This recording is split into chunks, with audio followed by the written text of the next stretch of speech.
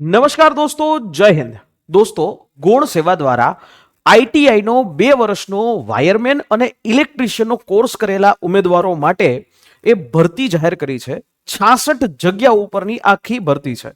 ગૌણ સેવા દ્વારા આ 66 જે જગ્યાઓ જાહેર કરવામાં આવી છે એ સ્પેશિયલી એ ક્લાસ 3 વર્ગ 3 ની જગ્યા છે અને એના ફોર્મ જે છે એ ભરાવાના આજથી શરૂ થઈ ચૂક્યા છે. આ ફોર્મ એ 11 તારીખથી લઈ અને આ જે ફોર્મ છે એ 11 તારીખથી લઈ અને 25 જૂન સુધી ભરાશે. 25 જૂન રાતના 12 વાગ્યા પહેલા તમારે આ ફોર્મ જે છે એ ભરી લેવા પડશે. હવે પ્રશ્ન સીધો ઊભો થાય કે આ ફોર્મ એ ભરવા કઈ રીતે? આ ફોર્મ તમે કઈ રીતે ભરી શકો કે જેથી તમારી કોઈ ભૂલ ન થાય? તો એના માટે આ આખો વિડીયો શરૂઆતથી લઈને એન્ડ સુધી જોજો અને એકે એક સ્ટેપ એ ફોલો કરી અને સમગ્ર માહિતી છે એ તમે લઈ શકો છો. અને જો આ વિડીયો તમને યોગ્ય લાગે તો તમારા મિત્રો સુધી એ શેર કરજો કે જેથી એનું પણ આમાં ફોર્મ વ્યવસ્થિત ભરાઈ શકે.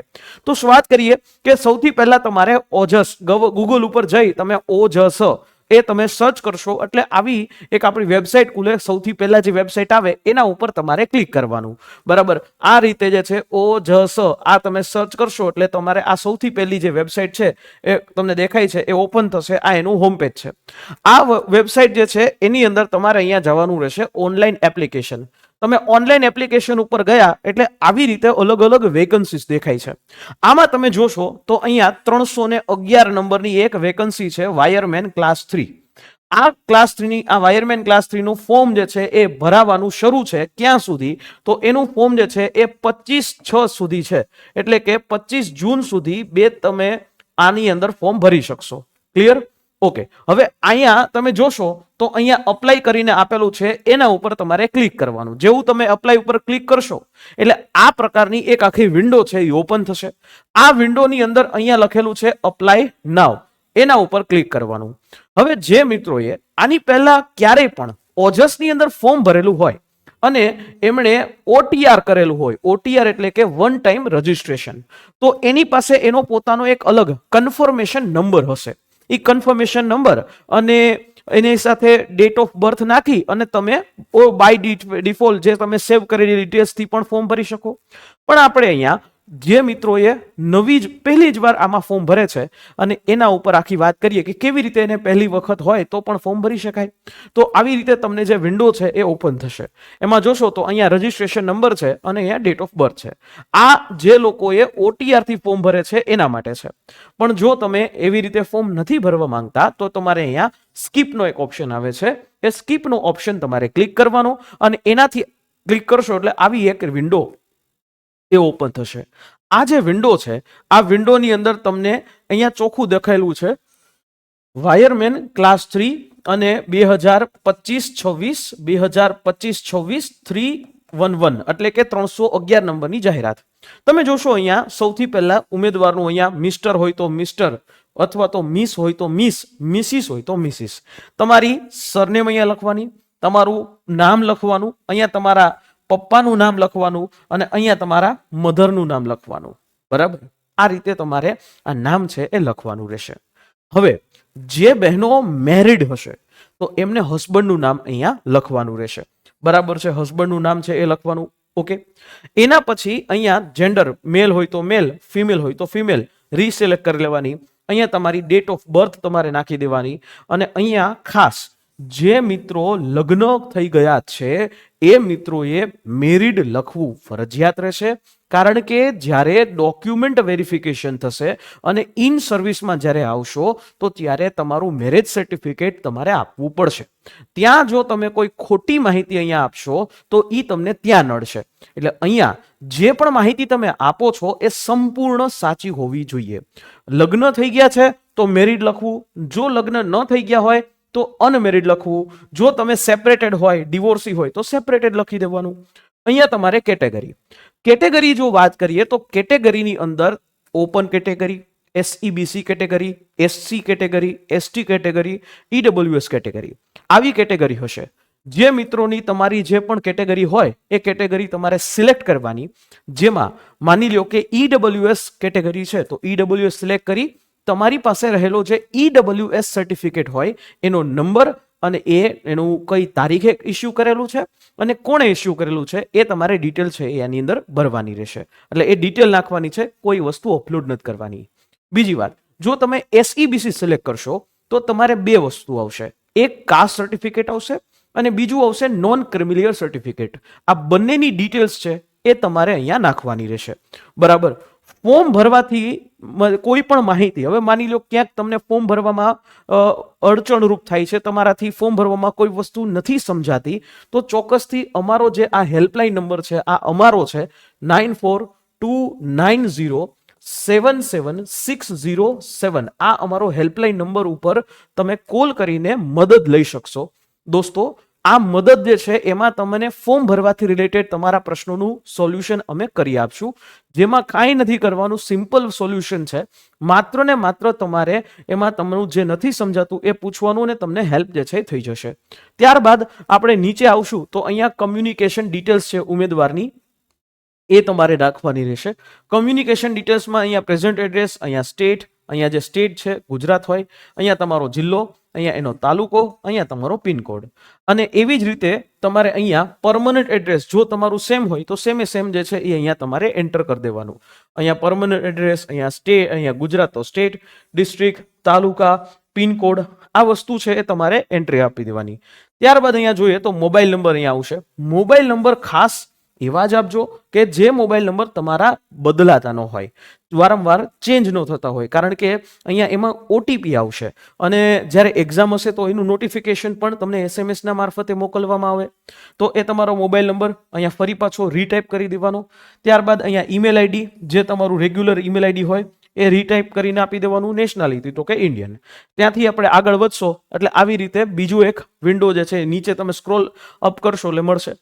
જો તમે અહીંયા રમતગમતના વધારાના ગુણ મેળવવા માટે લાયકાત ધરાવો છો, તમે કોઈ સ્પોર્ટ્સ સાથે સંકળાયેલા હોય અને એમાં નેશનલ લેવલ ઉપર, સ્ટેટ લેવલ ઉપર તમે કોઈ પ્રતિનિધિત્વ કર્યું હોય અને એમાં સ્ટેટ લેવલનું સર્ટિફિકેટ તમારી પાસે હોય તો એના તમને એક્સ્ટ્રા માર્ક મળે. તો એ ડિટેલ જે છે તમારે અહીંયા નાખવાની. જો હા હોય તો હા કરી દેવાનું, કઈ રમત હોય એ અહીંયા નાખી દેવાનું અને એ રમતનું સ્તર શું હતું, નેશનલ લેવલ હતું, સ્ટેટ લેવલ હતું, એ લખી દેવાનું. કયા વર્ષે તમારે અહીંયા રમતમાં ભાગ લીધો અને એ રમતનું જે એ ગેમનું પ્રમાણપત્ર તમને સર્ટિફિકેટ એ કોણે આપ્યું છે એની ડિટેલ તમારે એને આપી દેવાની. ત્યાર પછી જે દિવ્યાંગો હશે એમના માટે, તો કે દિવ્યાંગો માટે આ વસ્તુ, પણ જો કે દિવ્યાંગોની ભરતી આની અંતર્ગત નથી. બીજી વાત કરીએ તો અહીંયા શું તમને કમ્પ્યુટરનું બેઝિક નોલેજ છે? હા, યસ. અહીંયા તમારે ફરજિયાત યસ જ જે છે આપવો પડે. વિધવા ઉમેદવારો હોય તો એમને વિડો સર્ટિફિકેટ હોય એના ઉપર એને એક્સ્ટ્રા માર્ક મળે, તો વિડો સર્ટિફિકેટ છે એ જોડવું પડે. બરાબર. અહીંયા એક્સ સર્વિસમેન હોય તો એ એક્સ સર્વિસમેન હોય, એ એક્સ આર્મી મેન જે છે એમના માટે ખાસ જો એ હોય તો યસ કરવાનું. બરાબર. એ ક્યારે રિટાયર્ડ થયા એની સમગ્ર માહિતી છે, એનો એક્સ સર્વિસમેનનું આઈડેન્ટિટી કાર્ડ એને ત્યાં આપી દેવાનું અને એ ઇસ્યુ ક્યારે થયું એ આપી દેવાનું. અને એ માજી સૈનિકની જે ઓળખ કાર્ડ, જે તમને આઈડેન્ટિટી કાર્ડ આપ્યું છે એ કયા અધિકારી આપ્યું છે એ તમારે ત્યાં એ સિલેક્ટ કરી લેવાનું. પછી જો તમે કરન્ટલી ગુજરાત સરકારના એમ્પ્લોય હોય તો તમારે અહીંયા નાખવાનું. પછી અહીંયા લેંગ્વેજની અંદર અહીંયા બધી લેંગ્વેજ આવડે છે, ઇંગ્લિશ, હિન્દી ને ગુજરાતી, અહીંયા બધામાં તમારે ક્લિક કરી દેવાનું. બરાબર. ક્લિક કરી દેવાનું અને એના પછી નીચે આવ્યા અહીંયા. હવે અહીંયા આખી વાત ITI ની અંદર, બરાબર, અહીંયા તમારે એજ્યુકેશન ડિટેલ્સ, તો કે ITI ઇલેક્ટ્રિશિયન અથવા તો વાયરમેન, આ બે ટ્રેડ હોય તો એમાં તમારે એ સિલેક્ટ કરી અને અહીંયા એનું પર્સન્ટેજ હોય તો નાખવાના. બાકી જે છે જો તમારે અહીંયા પર્સન્ટેજ જે છે ઇક્વિવેલન્ટ યુનિવર્સિટીના અંતર્ગત જે છે એ નાખી શકો. જો ન હોય તો તમારે અહીંયા 0 જે છે એ કરી દેવાનું અને ક્લાસની અંદર તમારે નોટ એપ્લિકેબલ એ કરી દેવાનું. જો તમારી પાસે પર્સન્ટેજ નથી તો તમારે 0 કરી દેવાનું અને નોટ એપ્લિકેબલ કરી દેવાનું. અહીંયા ITI જે તમારી જે ઇન્સ્ટિટ્યૂટ હશે, જેમ કે for example ITI Rajkot, ITI Ahmedabad, ITI Bhuj, ITI Surat, ITI Vadodara, આ રીતે એ હશે અને અહીંયા ગુજરાત કરી દેવાનું.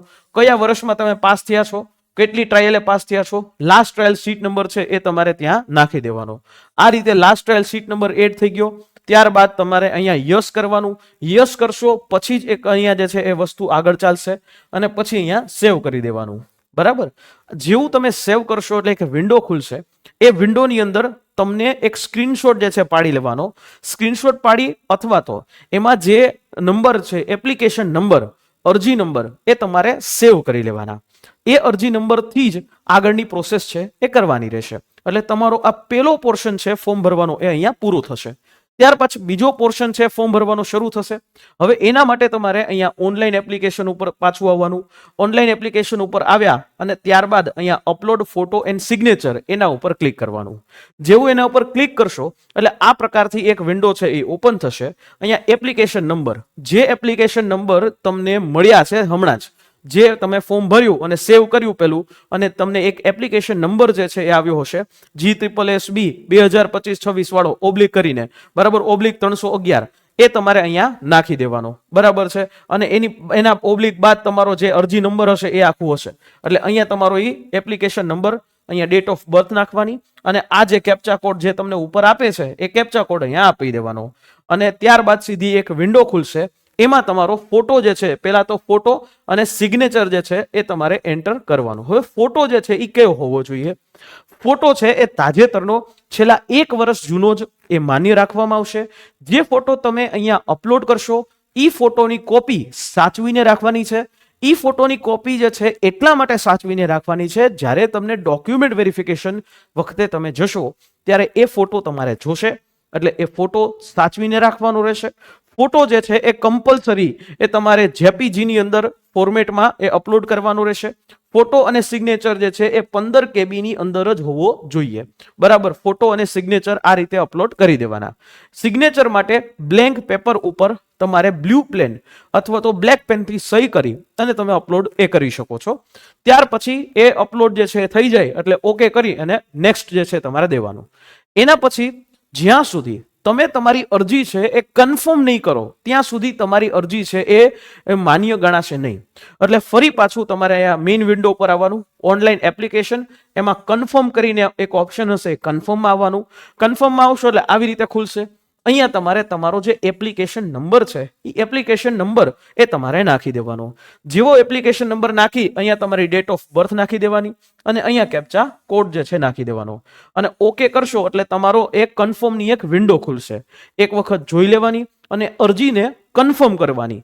કન્ફર્મ કરશો પછી જ એ અરજી છે એ માન્ય ગણાશે. ત્યાં સુધી એ ફોર્મ એ વેલિડ ગણાશે નહીં. તો જ એ તમને આગળ પરીક્ષા આપવા માટે મળશે, બરાબર. જેવું કન્ફર્મ કર્યું એના પછીનું સ્ટેજ આવશે ફી ભરવાનું, બરાબર છે.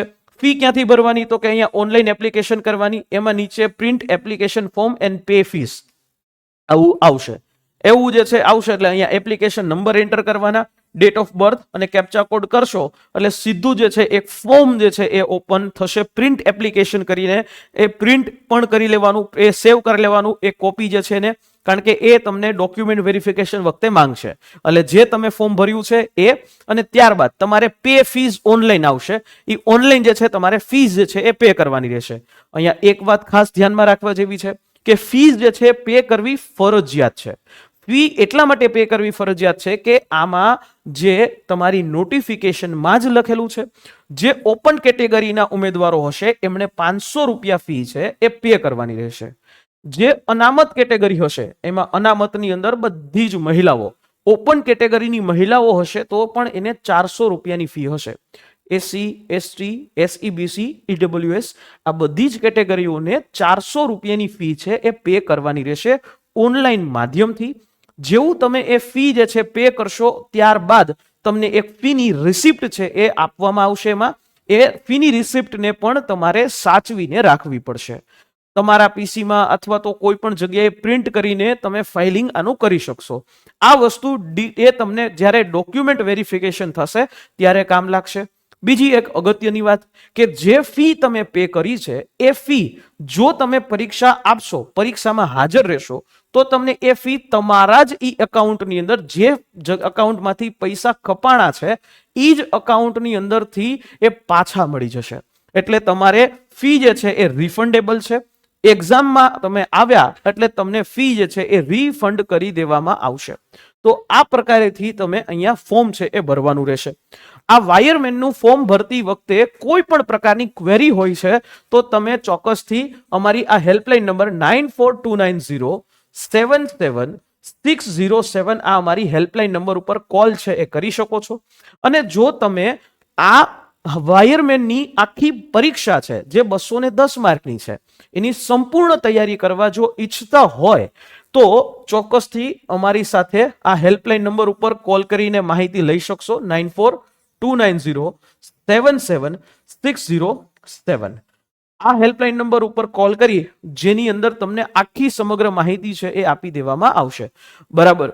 એટલે દોસ્તો, જો આમાં રિઝલ્ટ લઈ આવવા ઈચ્છતા હોય, સરકારી નોકરી કરવા ઈચ્છતા હોય તો ચોક્કસથી જોડાઈ શકો છો લક્ષ્યમ એકેડેમી સાથે. અને હા, આ વિડીયોને તમારા તમામ મિત્રો સુધી એ શેર કરજો કે જે લોકો વાયરમેન અથવા તો ઇલેક્ટ્રિશિયન ટ્રેડના છે, એને કોર્સ કરેલો છે, એમના સુધી જે છે આ સરકારી ભરતીની માહિતી છે પહોંચાડજો.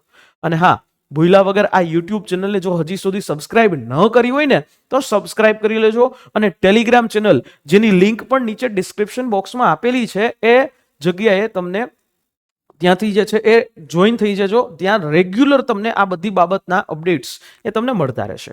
મળીએ નેક્સ્ટ સેશનમાં. જય હિન્દ, જય ભારત.